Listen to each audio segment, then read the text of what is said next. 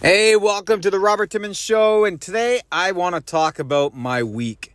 I'm down here in Texas, southern Texas, where I wanted to make sure that I was in the warm state because I'm from Canada originally, and I didn't want to be around snow anymore, to be honest with you, after over 4 decades of, that cold, brisk, wind, and which is pretty much what I don't like out of snow, but I don't mind the snow when it's sunny and stuff. But let me tell you something, this week, I start thinking, why do people want to be comfortable?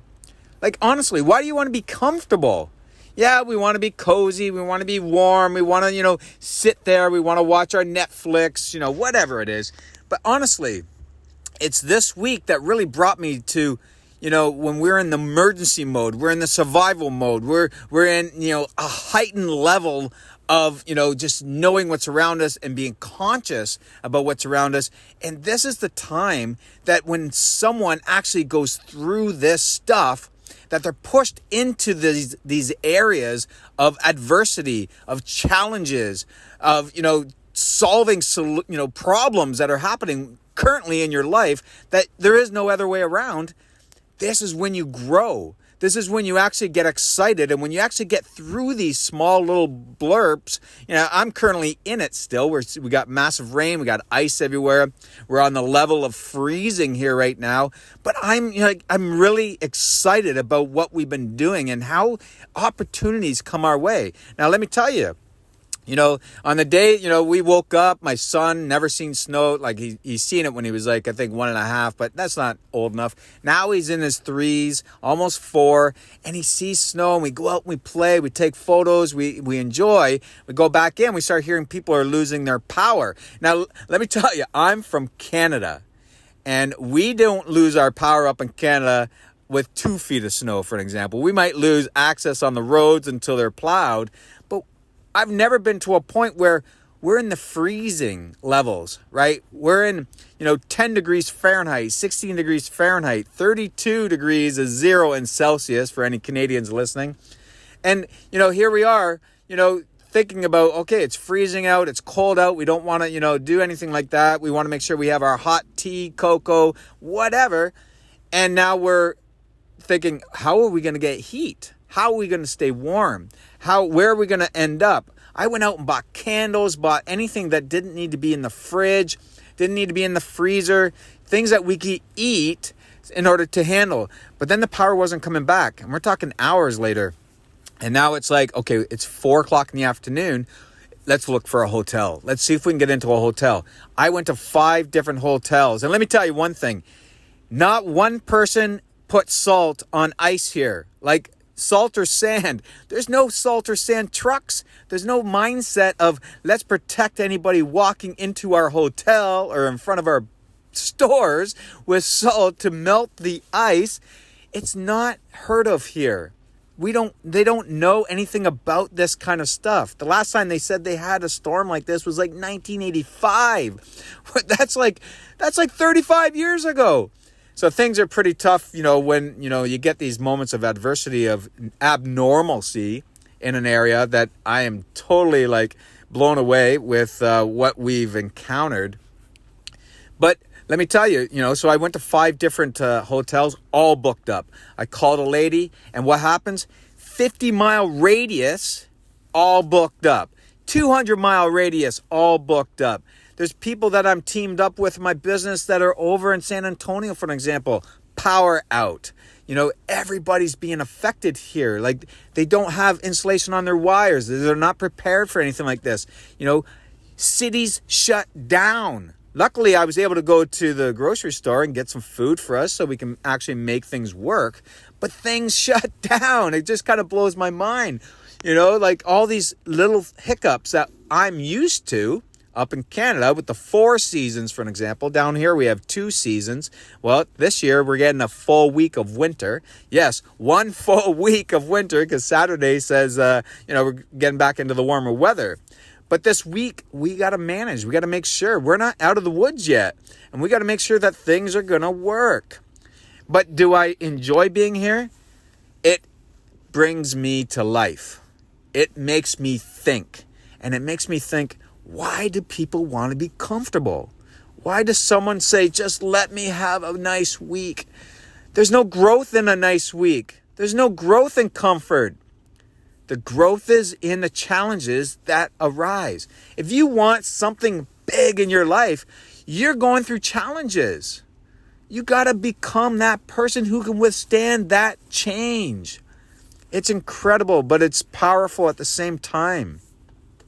Now, let me tell you, like I said, we're not through this yet. I wanted to put this out this week due to the fact that I am still in emergency mode. We are still keeping luckily our power came on after 13 hours. There I am, we're wondering where we're going to stay for the night. I told my wife, let's stay in our son's room. He's the smallest room. It holds heat well. We put about 15 candles, lit them up just to warm that atmosphere up. We threw all our blankets, our pillows, everything in that room. But it was tough. It was definitely tough. My son didn't understand. He wanted the light on. He wanted this on. He wanted, where's my, toys that I can plug in, blah, blah, blah. He didn't understand because he's only, 3 years old. And my wife, it's a challenge for all of us. We were like, okay, what can we do? What can we do? And I said, okay, listen, no hotels are working. Phone your friends, see who's got power, see if we can, jump in and, snuggle up with somebody else. And I tell you, in the moments that we feel we don't have a way to go, the skies open up. And this is the cool part about adversity, about challenges, is when you really highly focus. I'm telling you, you're so focused and emotional in a moment of a challenge and an adversity that things just magically happen. The skies open, like some people say, right? And the sky opened for us. We had a friend of my wife's say, hey, listen, I'm stuck in Florida and can't fly back to Texas because of the weather. But here's my code to my house. We didn't need a key. She had a code. She goes, I have power on at my house and everything's good. I've been checking the cameras. Just do me a favor and just turn on the taps and, make sure that my pipes don't burst and stuff, because that is something people aren't aware of down here. And it's been happening everywhere. Pipes have been bursting and homes have been flooding. And, here we are. We got a home. We got in there. I think it was probably about 7 or 8 at night. And we got in there, we were able to, luckily, here I am. I was thinking in the future, and I boiled up some potatoes, and all we had to do was kind of fry them up. We had a nice field roast that we had de-thawed already, ready for, eating. And we were able to heat that up, and we got dinner about 9 o'clock at night. And my son, he totally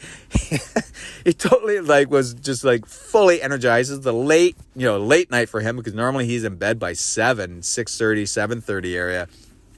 Here he is. He was up till almost 9:45, totally wired, totally freaking out about everything. We ate dinner and we got things down, and we were able to actually relax now. We made it to a home. It felt like we were in an Airbnb. I was so grateful that someone opened up their door for us when they were in, actually I think they were in Fort Lauderdale, stuck, luckily in a hotel, which was great for them. But it just tells you, when you get into these challenges and you get into these adversity in your life, things happen for you. This happened to you, but things happen for you at the same time. Something came and it helped us. And I want to really you to think about that, because you could be going through those challenges. You could be going through that adversity in your life that you're like, oh my God, is this ever going to stop? Is this ever going to change? Don't put that out. Put out, what can I do to move us forward? What can I do to change, to get some skill? What am I grateful for at the moment? And I was grateful that we had a room, that we had candles, that we were able to heat that room up, that we were together. But then I was grateful that a door opened and gave us room to go and actually, utilize someone's home, some space with heat. And we were able to sleep in a nice bed to, all three of us. Funny enough, my son's first time actually sleeping with us. And he loved it. And, of course, he got up early and started bouncing around. But, that's the way kids are. But we made it through it. We made it through the night. I went down, I checked the house. The house had, power back. The house was heated up, and I was able to bring my family home. And now what we're doing is we have a space in our place. We have a spare bedroom, and we've opened up our door to anybody who needs it out of, our group of friends that may be, going through the same challenges that we went. So I want you to think about that. It's not just about what I'm going through this week. It's how we manage and deal with these challenges and adversities in our life, because that's where the growth is. And we want to understand that, it's easy to get anxious. It's easy to get, emotionally upset, but we need to stay clear-minded, knowing that we've been here before. We've made it through these things. And I want you to remember that when you're in that moment and you're in that challenge and you're in that adversity, that you're not going to be there forever. And that's the coolest part. Hey guys, I want to, thank you for listening to me today, and hopefully you found some value. Send me some messages, leave a review, subscribe to my channel. And next week I will put out an amazing speaker that I've, got all done and ready. I was going to launch them this week, but I've been, doing too many good things and getting my family all through this emergency. Anyways, guys, I will talk to you next week. Thank you.